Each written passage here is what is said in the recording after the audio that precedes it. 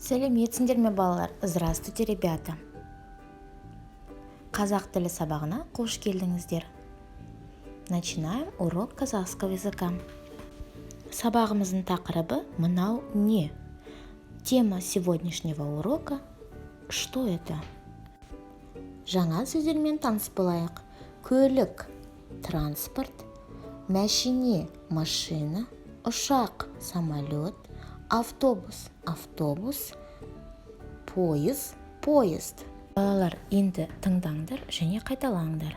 Ребята, слушайте и повторяйте за мной. Мынау не? Мынау мәшине. Что это? Это машина. Жарайсыңдар, ары қарай қайталаймыз. Мынау не? Бұл ұшақ. Что это? Это самолет. Молодцы, ребята. Дальше повторяем. Мынау не? Бұл автобус. Что это? Это автобус. Жарайсыңдар, балалар. Енді соңғы сөзді қайталаймыз. Мынау не? Бұл поезд. Что это? Это поезд. Жарайсыңдар, балалар. Балалар, енді келесі тапсырмаға назар аударыңдар. Молодцы, ребята. Обратите внимание на следующее задание. Балалар, суретке мұқият қараңдар және екінші жартысын табыңдар. Суретті сәйкестендіріңдер. Ребята, рассмотрите рисунок, найдите вторую половину и соединяйте. Можете поставить видео на паузу и соединить. Жарайсыңдар, балалар. Балалар, енді келесі тапсырма.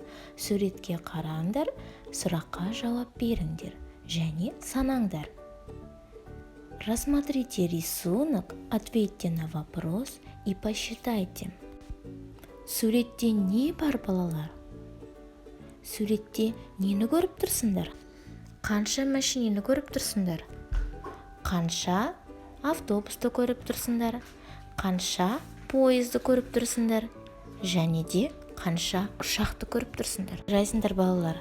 Келесі тапсырма. Өзіңе ұнаған көліктің суретін сал.